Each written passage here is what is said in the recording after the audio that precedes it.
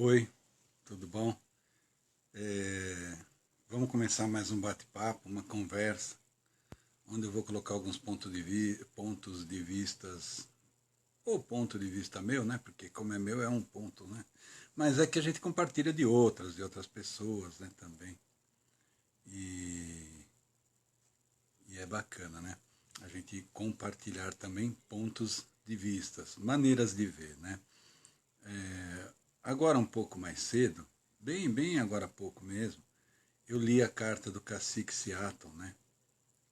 Teve 19 de abril, teve a questão do Dia do Índio, né?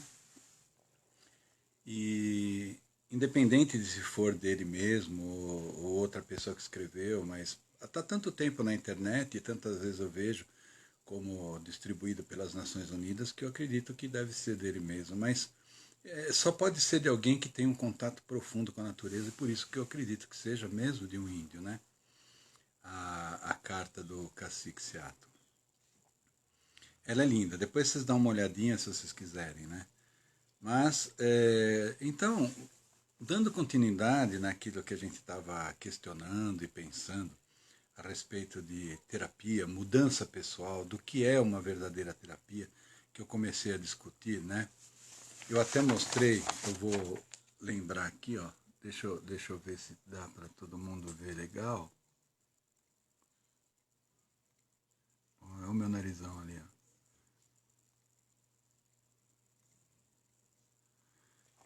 Não sei se fica invertido na imagem. São os níveis neurológicos, né? Mas eu vou falar para eles para a gente lembrar. E tem também uma outra coisinha que eu queria falar, por causa de conversar daquela coisa de você trabalhar com a violência e trabalhar com alguns comportamentos. Mas isso é óbvio, eu vou comentar. Se você for fazer qualquer coisa, faça sempre com alguém credenciado, né? É melhor não fazer sem saber coisas por conta própria, né? É um comentário, um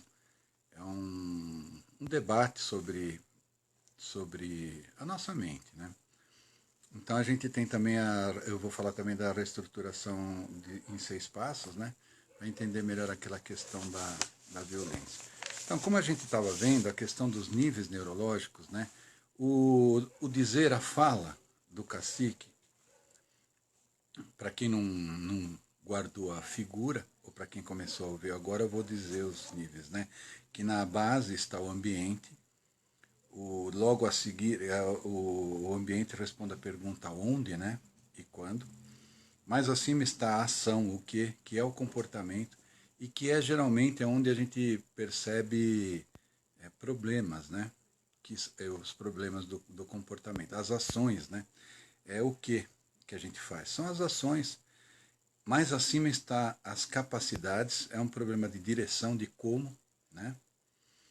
É claro que um comportamento depende de uma capacidade. Se você não tem capacidade para fazer alguma coisa, você tem que desenvolver antes de demonstrar aquilo por meio do comportamento, né?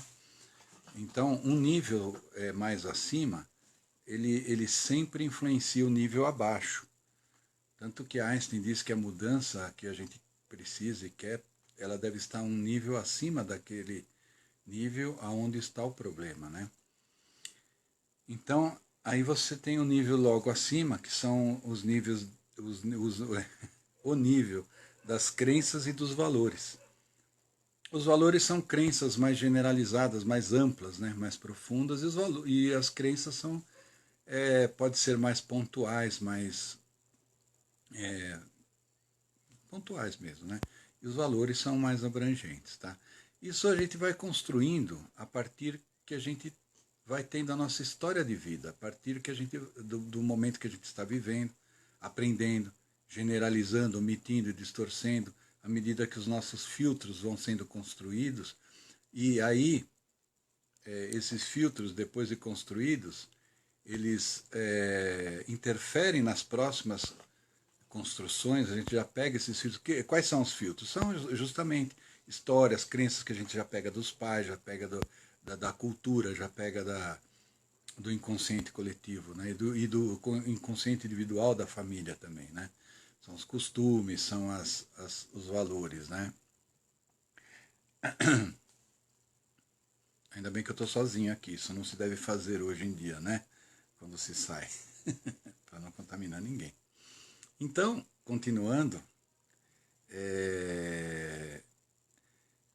o próximo, esse nível das crenças e valores, eles são muito importantes para que a gente desenvolva capacidades, porque se você não acredita que você é capaz ou que você tem a possibilidade de adquirir aquela capacidade, você não está disponível integralmente, não tem foco, concentração integral.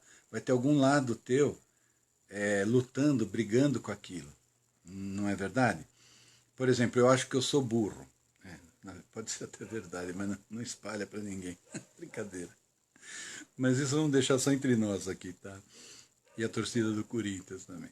Então, a questão da capacidade. Se eu tenho uma crença que eu não consigo aprender, quando eu me puser a estudar, aquilo vai de alguma maneira interferir. Eu vou ter alguma parte, algum setor dentro de mim que vai estar lutando contra aquilo. Por falta de nome melhor, vamos chamar de parte, né? Então, por quê? Porque o nível das crenças está influenciando. Vai influenciar na capacidade e vai influenciar no comportamento. A capacidade é a capacidade de aprender, o comportamento é o estudo, e o resultado é passar no vestibular ou no concurso, ou seja lá onde for. Não é? Veja que interessante essa maneira que o Robert Dilts achou de observar, de perceber a hierarquia do nosso psiquismo. É um modelo, é um paradigma, não é? É muito útil, não é a verdade absoluta sobre isso, mas é muito útil, né? Então, e acima das crenças e valores está o nível da missão, da identidade. Aí está a ideia de quem nós somos. Aí os valores das crenças às vezes interferem, porque a gente tem crença, nós temos crenças a respeito de quem nós somos também, né? Deixa eu ver se eu consigo melhorar. Acho que melhorei a imagem do Facebook.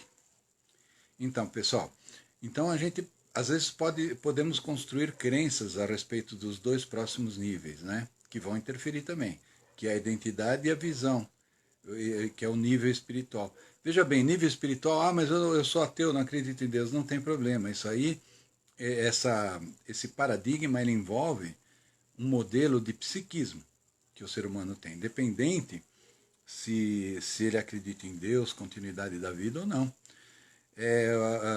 Então, voltando, depois da crença tem a identidade, é onde a resposta é quem, né? Quem sou eu, quem, e tem a ver com a missão. E isso é construído, essa noção de quem sou eu. A história da vida da gente leva a gente a construir várias crenças, a confirmar ou não, aceitar opiniões de outro e tal, e a gente vai montando o nosso mapa, nós vamos construindo o nosso mapa, esse mapinha ele vai ser útil para que a gente possa nos movimentar na realidade.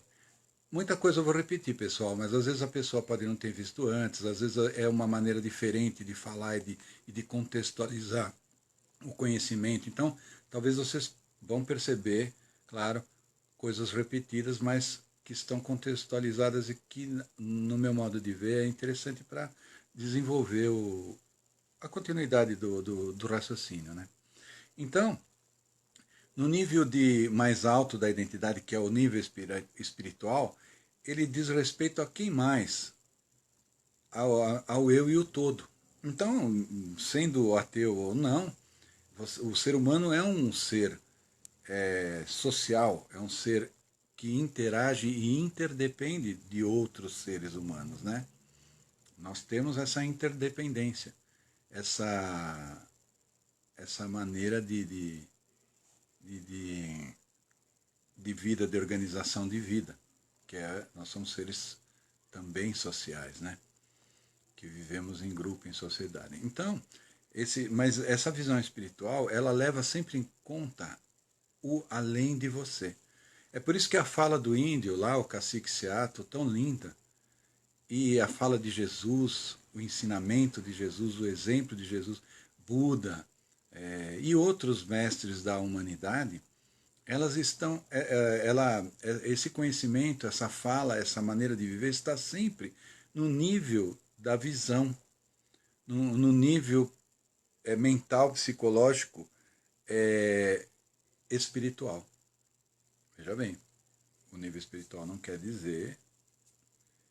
Claro que para quem acreditar, vale a questão do além, da continuidade e tudo mais. Mesmo para quem não acredita em nada e é ateu, esse nível existe, é o inconsciente, é o nível mais abrangente, tá? Bom, então, prosseguindo.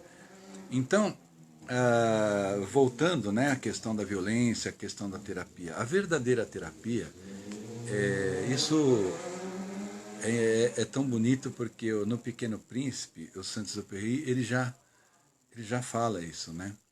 O essencial está longe dos olhos. O essencial a gente tem que enxergar com o coração.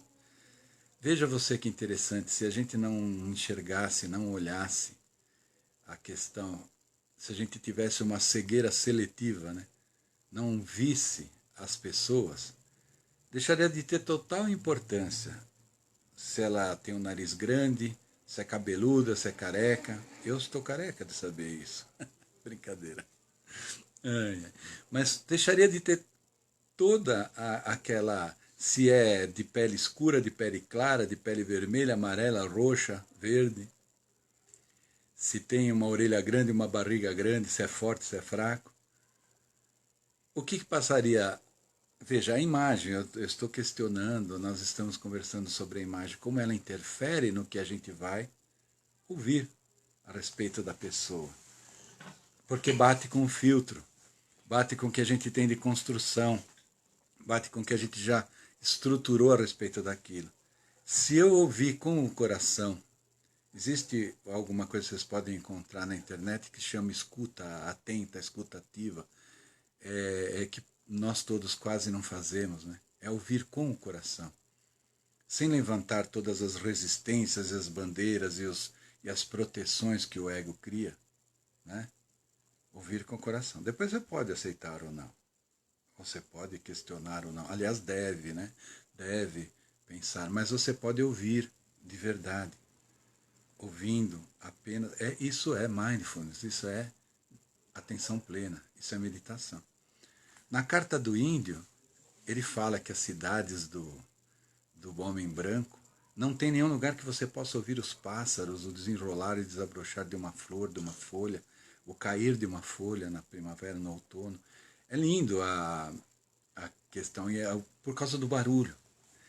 Parece que o ser humano civilizado é o mais ligado ao barulho. Isso acontece com o índio, com qualquer outro tipo humano, né? Com qualquer outra configuração humana. É só você estar nesse meio artificial, você torna-se artificial, porque graças a Deus somos todos humanos, né? Porque senão a gente poderia questionar até alguns tipos humanos estão ocupando configurações, né? E o índio lá fala que não entende bem porque o grande espírito, né, Deus, coloca o humano dominando, o humano branco, no caso, os homens brancos que estavam invadindo lá, né, os Estados Unidos e tal. Por que eles estão dominando? Ele não entendia, mas o questionamento dele está num nível muito amplo, além da identidade, né? E ele considera toda a natureza e toda a terra como irmãos, como parte do mesmo todo. Isso, se você for ver, você encontra em todas as grandes, o grande pensamento humano, essa coisa que a vida é uma teia, e nós não somos a teia, nós somos um fio dentro dessa trama. Nós somos um fio dentro dessa trama. Não somos a trama, não somos o mais importante. Nós somos apenas um fio dentro dessa trama. Então, prosseguindo, a terapia verdadeira é esse despertar. Esse despertar, ele vem de você realmente aprender a enxergar, a ver com o coração. Você enxergar, a ver com o coração. Pessoal, eu agradeço a todos que estão participando. Eu peço desculpa de não interagir muito. Uma que eu sou meio novato, meio não, totalmente, né? Mas eu agradeço de coração. Espero que juntos nós possamos aprender a enxergar com o coração. independente da configuração que o ser humano tem, se ele é mulher, se ele é homem, se ele é o que for, a gente vê o que o coração dele traz. Não quer dizer concordar com tudo, é separar, como já eu falei em outra vez de Santo Agostinho, o pecado do pecador, né? O erro, ele continua erro. E as pessoas são pessoas, e todos nós, e Jesus, que era uma pessoa que vivia num nível mais alto possível, já deixou isso tão claro, né? Naquela parábola que ele fala para jogar a primeira pedra. Todos nós sabemos que nós somos humanos, e como humanos temos vários erros, né? Voltando naquela coisa da cidade, do índio, da configuração do barulho, né? Parece que as nossas cidades, a nossa vida, reflete o lado tagarela da mente, o lado do blá blá blá land que fala Gilbo Taylor. Parece que isso reflete, e o índio percebeu isso há mais de 100 anos atrás, ou mais, ou por aí, né? Há um bom tempo atrás, o índio já percebia isso. As cidades barulhentas refletem exatamente a nossa maneira de ser. Tanto que agora a gente às vezes vê silêncio na rua, estranha. Às vezes, vamos aproveitar, vamos ouvir o nosso coração. Vamos respirar na meditação. O índio fala, isso eu acho tão maravilhoso, ele fala que o ar é sagrado, que o homem tem que limpar, manter protegido o ar, porque ele é o alento da vida de todos os seres. E eu disse, né, numa live, que a vida, a grande vida, é o que nos torna iguais. Todos os seres sencientes têm vida. E essa vida nos torna iguais, né? Nos torna seres únicos, cada um. E então eu acho que a grande terapia é aprender a olhar, a ouvir, enxergar com o coração. Não quer dizer que eu faça isso, mas eu estou buscando isso, né? E de repente alguém me vê em casa chutando o balde e vai falar, poxa, olha lá, o olha ele fazendo, ele fala uma coisa. Não, nós estamos em caminho, nós estamos no caminho. Você é capturado constantemente pelo tralalalende.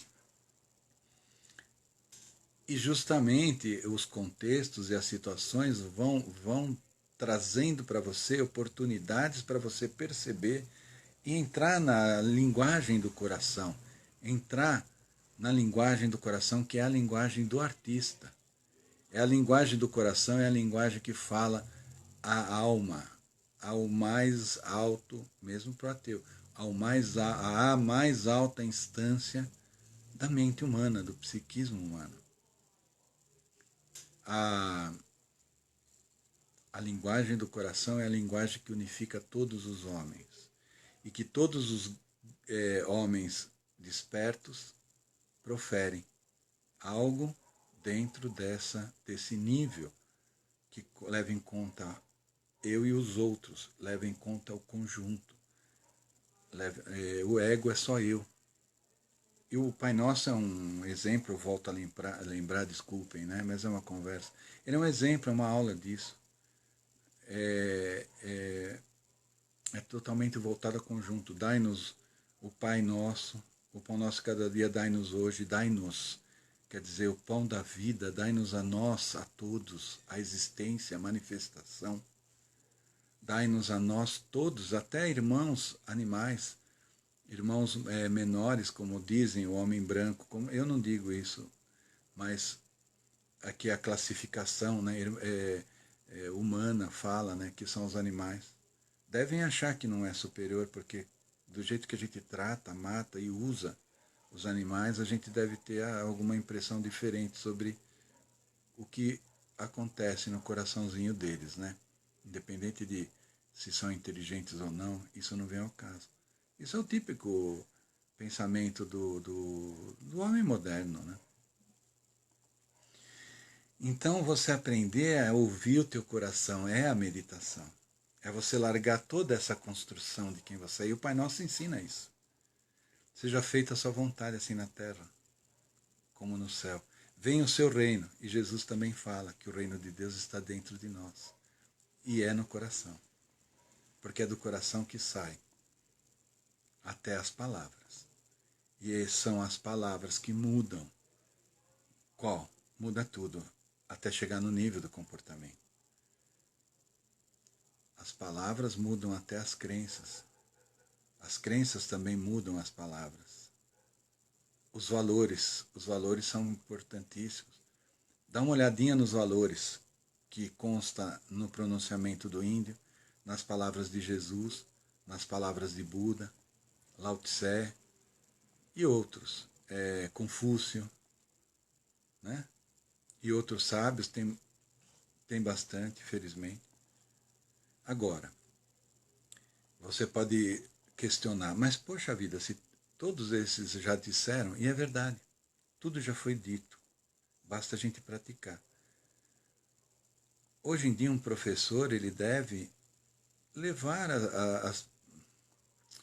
ajudar, tentar praticar e ajudar as pessoas a praticarem. Nada de novo existe embaixo do sol. Já a filosofia já dizia isso. Eu estou falando isso para não confessar que eu esqueci quem falou. Mas nada de novo há embaixo do sol, né? E é verdade. Claro, há recombinações, mas veja Jesus há 2000 anos, Buda há 2500, não sei quantos, aproximadamente 2000 anos, aproximadamente 2500 anos, e outros sábios, né? O Ubuntu da África, a sabedoria do indígena. Se você for observar, todos estão girando em torno do quê? Do levar em contra o outro, né? Agora, cada civilização tem as suas mazelas e tem as suas falhas. Isso não quer dizer que uma é melhor que a outra. Este estado de pensamento e de conexão é um estado útil e bom para todos, isso que interessa. É um estado do coração. O estado do coração, a maneira de pensar e de ver do coração, ela jamais pensa só em mim. É como a mãe que ama o filho, que morre para que o filho viva. É como aquele amigo que não entrega o outro e às vezes morre torturado, independente de a gente analisar como, onde, que e porquê e o mérito, mas já existe casos assim, que morre para não entregar. E outros exemplos que a gente vê na história da humanidade, além dos exemplos péssimos, que são os exemplos que a gente tem diariamente, ainda a gente tem aquele exemplo do dia a dia, né? Da maioria que a gente... Eu me perdi um pouquinho porque eu prestei atenção no escrito. Mas aquilo que a gente pode ver na maioria da humanidade, na maioria de nós, em nós mesmos, eu não me excluo, né? Eu me observo, eu me percebo. Procuro, né? E e apanho muito. Mas o caminho é esse, é buscar o caminho do coração, é falar com o coração, né? A Maria Grilo já disse isso para mim um dia, numa conversa, eu achei legal e é isso mesmo, né? Então todos esses mestres, eles estão no nível, na visão espiritual. Eu vou tentar mostrar de novo aqui e vou falar para quem está chegando, aqui ó. Para mim a imagem está invertida, espero que para vocês não, mas são os níveis, né? É um desenho que eu fiz muito... São os níveis neurológicos que o Robert Dilts colocou e eu estava comentando sobre eles. Eu vi que chegou umas pessoas, paciência, por favor, pessoal. Eu vou falar para quem chegou, tá? Ambiente, comportamento, capacidade, crenças e valores, missão e identidade, né, que é a missão, e a visão espiritual. Então, dando continuidade, né? Então, realmente, esse momento... obrigado, ele falou que está invertido. Tentem ler, eu não sei, eu vou tentar depois mas eu li, então dá para a gente ter ideia. Lá em cima é o nível espiritual, né? Depois a identidade, as crenças, as capacidades, o comportamento, e o ambiente é o último, é a base, né? Então é isso. Muito obrigado pela... É verdade, eu sei, Maria Grila, é verdade. É por isso que eu falei, por isso que eu pensei nisso. E por isso que me ajudou muito a estruturar mais a fala, né? E a conectar mais com o coração enquanto eu falo também, né? Tô longe de estar bem, mas poxa, que legal. a gente vai melhorando. E é por isso que eu falo, o saber, a vida construída em conjunto. Ninguém é o dono do saber, mas junto a gente faz algo bonito. Por mais feio que esteja fora, se a gente está junto, a gente aguenta bonito. É bonito em si estar junto. É o conceito do Ubuntu, é o conceito do índio que fez a carta, é o conceito de Jesus, é o conceito de humanidade, é o conceito que está naquela parte da pirâmide que é a visão, que é o nível espiritual, né? Então, prosseguindo, a mais profunda terapia que a gente pode fazer, a meditação permite isso, é atingir o coração. Se você atinge o coração, você já resolve a questão da violência, que eu tinha comentado na outra live, que eu ia falar um pouquinho sobre a violência, e tem um personagem chamado Krishnamurti, né? É um mestre, na verdade, é um grande mestre. E ele fala, isso, a humanidade precisa que a gente passe a pensar com o coração também. Porque por enquanto a gente tem vivido, eu vou voltar, eu só estou respondendo a Maria Grilo, né? Nós temos vivido nesse barulho, nesse desassossego. Esse desassossego é o chamado ego por alguns mestres, né? Por alguns autores. Não estou dizendo cientificamente, não estou dizendo Freud, eu estou dizendo alguns mestres como Eckhart Tolle, como Krishnamurti, como outros. Né? Eu gosto, eu não sou mestre, mas eu gosto de classificar também esta maneira de ver compartilha com eles, né? Essa coisa, que o ego é onde você tem o ciúme, é onde você tem a ganância, é onde você tem a classificação, aonde julga. Isso tudo, no meu modo de ver, é um mecanismo, e é um mecanismo válido, mas para que nós usemos, para nos orientar na vida. O grande problema é que a gente se identifica a isso, no nível de identidade, né? Nós nos identificamos, construímos crença que somos isso, construímos crenças que isso não é a nossa história, construímos crenças que somos isso. Veja, isso já faz toda a diferença. E essa identificação dá vida a esse processo como se fôssemos nós, como se fosse a nossa identidade. E, na verdade, segundo a minha tão pequena maneira, veja, eu digo assim, não é por querer dar uma de... É porque é importante a gente ter essa abertura mental e não trabalhar com a resposta ou é uma maneira útil de ver, de experimentar. Aí você testa, percebe, vê e vai acrescentando, porque cada um é único. Então, eu gosto sempre de deixar isso claro, né? Então, essa maneira de ver, ela está nesse nível. Nós vamos construindo crenças em relação à identidade por conta da história, né? Por conta do que vai acontecendo. E não por conta da coisa verdadeiramente que aconteceu. Isso é um processo, um mecanismo de sobrevivência. Você precisa saber o que é bom, o que não é e tal, o que machuca, o que não machuca. Então tudo isso é uma coisa útil quando nós usamos e não como quando nós somos usados. E esse aí, nessa instância, nesse mecanismo, nessa parte, nesse modo de operar da mente, do cérebro, nesse modo. O cérebro ele funciona sempre em conjunto, mas tem modos predominantes, tem maneiras predominantes. Este modo de funcionar do cérebro, ele leva a gente ao sofrimento. E à medida que a gente está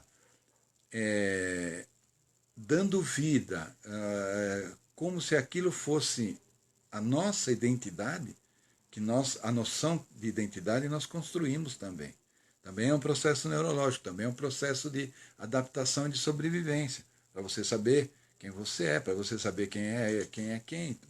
É um processo que tem a ver muito com a sobrevivência, desde que você use ele, não use.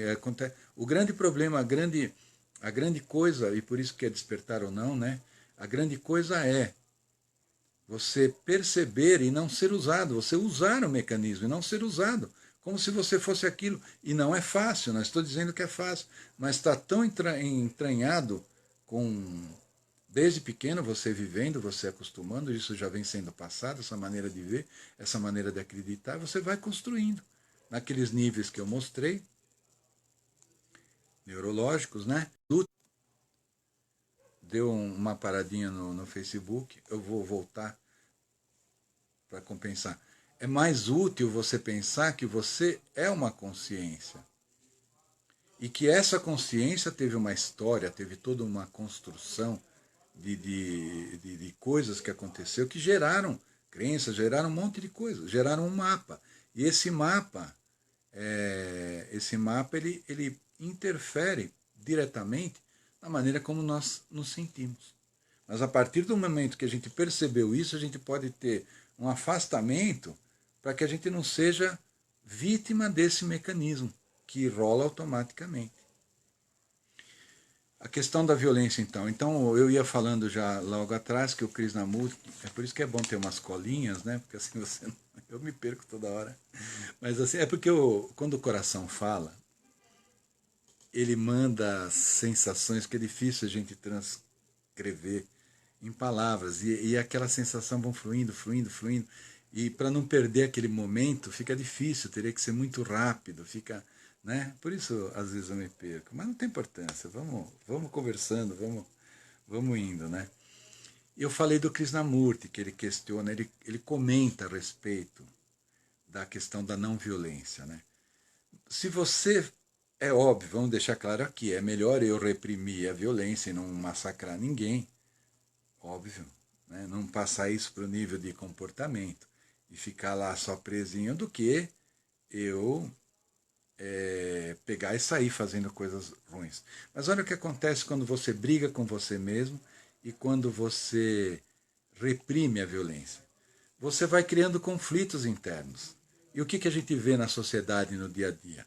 Uma hora ou outra, num contexto mais tenso, isso vem para fora. A gente briga com mulher, com filho, e às vezes sem motivo. Às vezes com motivo, mas não para brigar. Não para machucar o outro. E às vezes a gente. E não é também feito com a intenção deliberada de apenas machucar. Às vezes é uma defesa, mas a pessoa parece que tem aquela necessidade de exteriorizar aquilo que parece, aparentemente, estar armazenado lá. Na verdade, é aquela energia de conflito que é a sensação de armazenamento, né? De armazenar. Porque aí sai no trânsito, sai xingando, sai. Porque está tudo reprimido lá dentro. Aí, a solução que o Krishnamurti fala, né? Você vê, eu vou ler aqui, eu vou dar um parêntese importante. A verdadeira revolução, ele fala, né? Não é, a verdadeira revolução não é a revolução violenta, mas a que se realiza pelo cultivo da integração e da inteligência de entes humanos. Da inteligência de entes humanos. Deu uma pausa e voltou de novo, né? Vou voltar a ler porque deu uma quebradinha no Insta, tá? Ainda não passou o tempo suficiente para cair, eu não sei por que ele interrompeu. Talvez a internet, tá? Então, o Krishnamurti ele coloca: a verdadeira revolução não é revolução violenta, mas a que se realiza pelo cultivo da integração e da inteligência de entes humanos, os quais, pela influência de suas vidas, promoverão gradualmente radicais transformações na sociedade. Jiddu Krishnamurti. É como a Maria Grillo estava comentando, né? E é como ele mostra, que quando a gente atinge uma transformação através da integração e da inteligência, por menor que ela seja, ela já faz ela começa a promover alguma mudança. Como? Através da transformação que vem pelo exemplo, influência da vida das pessoas que se transformam, né? E que se tornam mais ligadas à linguagem do coração, da vida. Então, bacana esse conceito, né? Então, dentro desse conceito de integração, é que eu penso na questão da violência. Como fazer essa integração? Aí que está. O que seria essa integração? E o que seria a inteligência? Né? A inteligência seria a sabedoria, de fato. Seria de fato a sabedoria. Então eu vou falar um pouquinho de um conceito da PNL que talvez dê para ilustrar um pouco essa integração. Eu já devo ter comentado isso em algum momento, né, em alguma live, mas vale a pena repassar para a gente ver. Então, conhecimento dos níveis neurológicos e o conhecimento da reestruturação em 6 passos dá para a gente... A PNL tem evoluído, né? Mas esse conhecimento não deixou de ser válido ou útil em alguns conceitos só porque ela evoluiu. Mas é claro, é bom a gente sempre manter a mente aberta e estar sempre procurando ver novidades. Mas esse conceito é interessante. A partir desse conceito surgiu a transformação essencial. Então vamos lá. Para a gente lembrar, o que seria essa integração? Que aí você resolveria a questão da violência. Se você está lutando com a violência em você, você está usando violência. Você está usando coação, coerção com você mesmo. Como você não quer usar com outros se você está usando com você mesmo? E aí você cria um conflito que uma hora isso vai desabafar, vai explodir. Não que isso seja que nem um gás que vai aumentar, não, mas fica lá aquela briga interna. Dá essa impressão até de explodir, mas na verdade é uma tensão psicológica que vem à tona à medida, à medida de momentos que você deixa através do nervosismo de algum contexto, você deixa os seus filtros e aquilo se manifesta.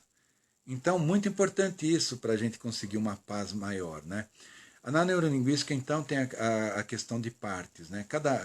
É como se a nossa consciência tivesse partes que cuidar, por falta de nome melhor, que cuidassem de setores. É como o fígado, o estômago, a bexiga, o rim. Cada um faz alguma coisa, mas tudo é o corpo. Se você tirar um, o corpo vai sentir até morrer, dependendo do caso e do que for retirado e de como. Então, você tem setores no teu psiquismo, dentro dessa construção do teu ego, porque aí também é um nível de ego. Por isso que a meditação é o caminho mais legal. Porque se você atingiu a fonte do coração e da fonte você parte para tudo, aquilo já se resolve. Mas aí eu estou mostrando o caminho interno. Você pega um comportamento e do comportamento você vai até chegar na fonte. Aí é o trabalho da transformação essencial. São bons. Eu gosto muito da meditação, porque você dali vai para as outras, né? E vai percebendo tudo. Então, essas partes, cada uma tem a sua função. Eu vou dar um exemplo rápido aqui. Uma pessoa que não desenhou, parou de desenhar aos 5 anos, isso eu já ouvi até pesquisa a respeito disso, quando ela tiver 80, se você dá um lápis, ela vai desenhar como uma criança de 5 anos. Fizeram, eu vi na internet, agora não tenho como afirmar se isso é válido, mas uma palestrante estava dizendo isso, né?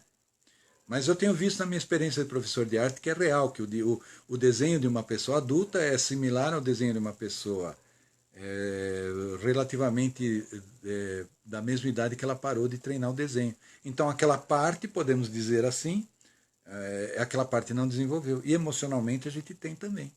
Tem partes que ficaram com medo, tem partes que... E não se conectaram, por um motivo ou por outro, não se conectaram, não fizeram sinapses para interconectar recursos que a gente tem. E todo comportamento, eles partem do pressuposto que todo comportamento, por mais bizarro que possa parecer, tem um propósito, uma função positiva. Então eu já dei aquele exemplo, o ladrão e a pessoa que trabalha. A pessoa que trabalha está fazendo algo para quê? Para ganhar dinheiro. Para quê? Para sobreviver. Isso, exatamente, o vídeo do perdão. Para sobreviver, para fazer o quê? Porque isso tem a ver com perdão. Você separar a intenção e você perceber que a pessoa está buscando algo, mas a estratégia que ela usou não está de acordo. Então, tanto quem rouba quanto quem não rouba, por exemplo, vamos pegar quem está roubando, ela quer dinheiro, ela não está conseguindo de outro jeito. Independente de entrar no mérito dessa questão. O que trabalha quer dinheiro também. Para quê? Para sobrevivência e para realização de desejos. Então, vamos resumir assim. E para viver, né? Sobreviver e viver. Só que um usou uma estratégia que machuca os outros e outro não. Bom, pelo menos teoricamente, né? Na sociedade, tanta coisa machuca, né? Mesmo quem trabalha normal. Mas essa discussão é um outro ponto. Mas aquele que está trabalhando, pelo menos conscientemente, ele não está machucando ninguém. Aquele que está roubando está tirando de alguém. A estratégia que cada um usou para alcançar o que está precisando é que é o questionável e é o que pode mudar e deve mudar, não a coisa em si. Então a pessoa pode deixar de ser o que ela, de fazer o que ela está fazendo. Ela pode deixar de ela pode deixar de roubar e começar a trabalhar se ela tiver uma mudança na estrutura que faça ela a caminhar para isso. Então, o exercício, vou resumir porque é melhor a gente não fazer, não é uma aula de terapia, de como fazer isso, mas resumindo, a reestruturação, ela pega um comportamento, ela busca descobrir, inicia uma comunicação.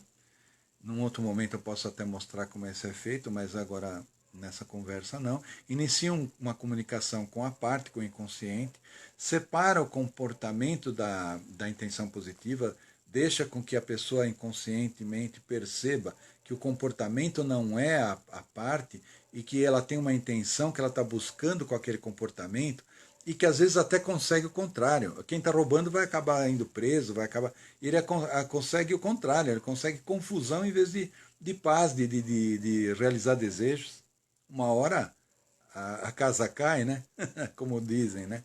Então, separar o comportamento da intenção positiva, né? Aí você identificar bem ela e, junto com o inconsciente, buscar alternativas. É legal que isso aí, a programação neurolinguística, ela trabalha em dar escolhas e ampliar o leque de escolhas. Não em eu acho que isso é certo e você faz isso. Não. Vamos ver as escolhas. O que você pode fazer. Então ela amplia, a própria pessoa vai escolher o que ela vai fazer para não ter que roubar, mas para suprir a trabalhar, mas trabalhar no quê? E aí a gente vai pegando até ter escolhas boas, que seja boa para ela e para os outros, que esteja em harmonia ecologicamente correta com todos os níveis, né? Então, aí depois você testa o comportamento, depois faz um teste ecológico para ver se não tem nenhum setor que está sendo, que se manifesta contrário àquilo, né? O vídeo,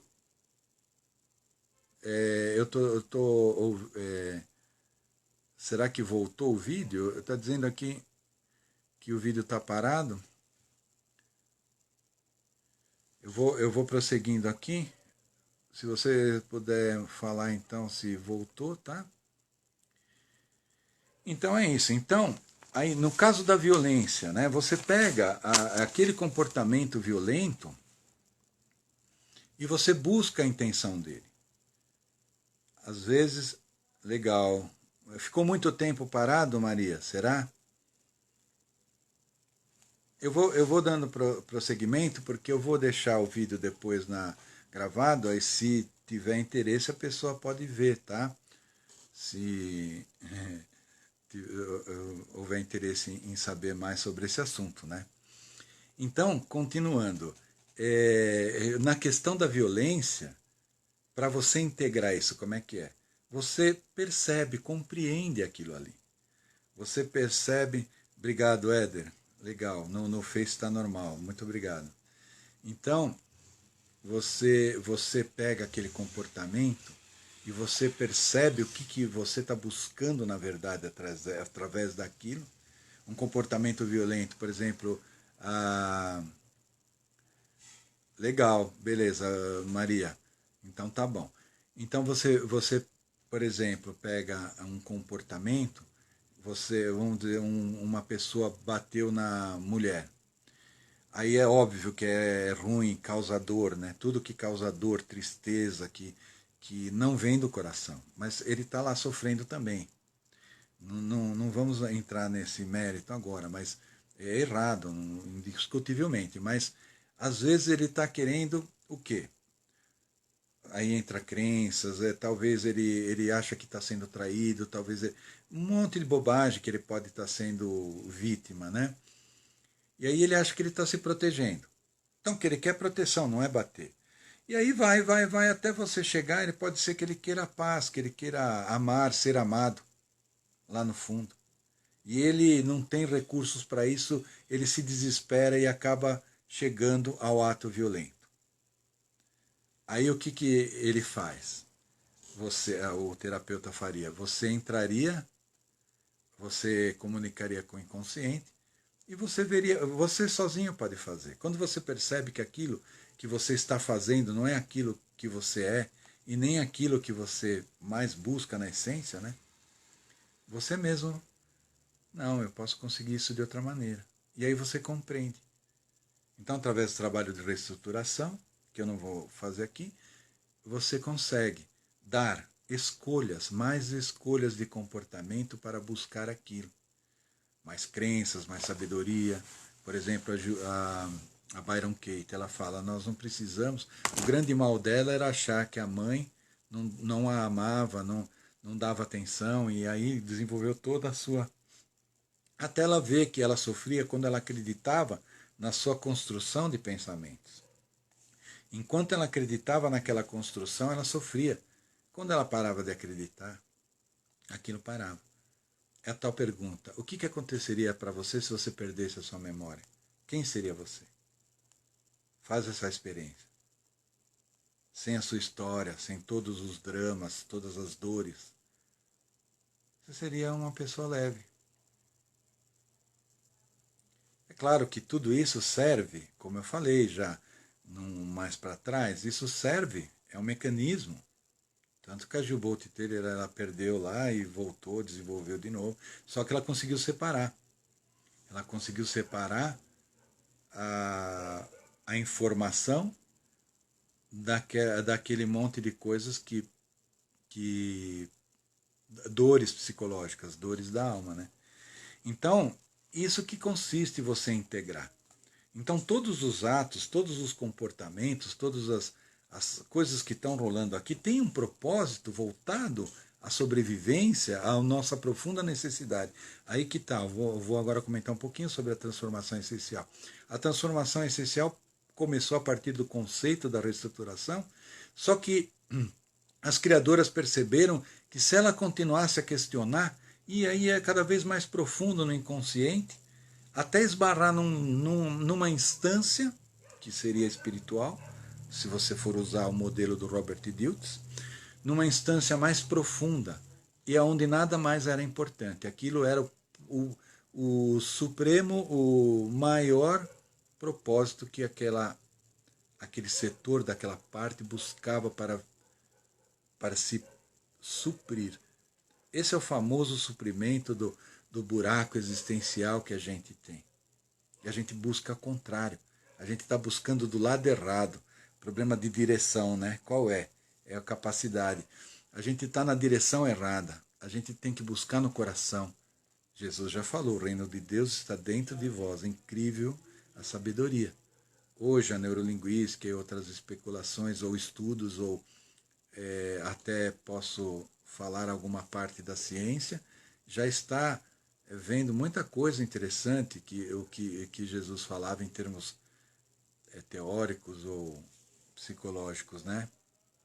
Então, você vê que interessante, a transformação essencial chegava e ali era o mais profundo preenchimento, e a pessoa, através desse processo, ao descobrir isso, sentia aquele estado, e aquilo depois, durante o exercício, fazia com que aquilo se espalhasse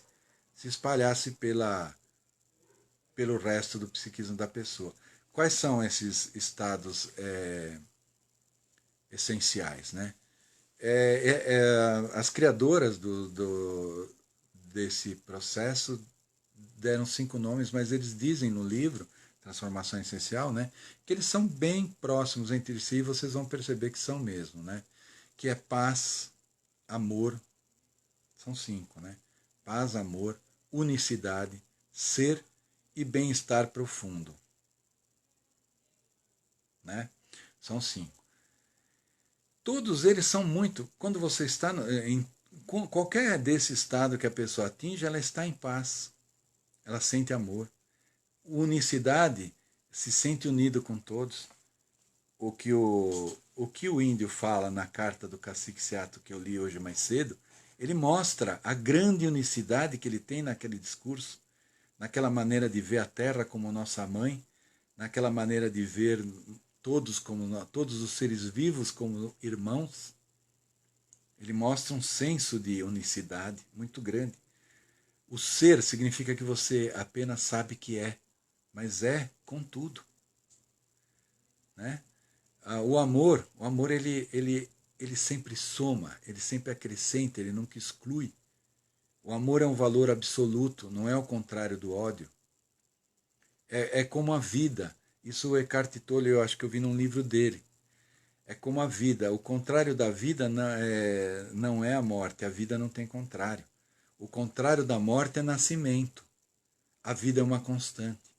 Isso mesmo a pessoa que é ateu pode levar em consideração, porque nós podemos ver a vida como um todo e não apenas a vida nossa individual, né? A vida, mesmo que a Terra explodisse, continuaria o sistema solar, com todo um complexo de coisas que existem, independente de nós estarmos ou não aqui.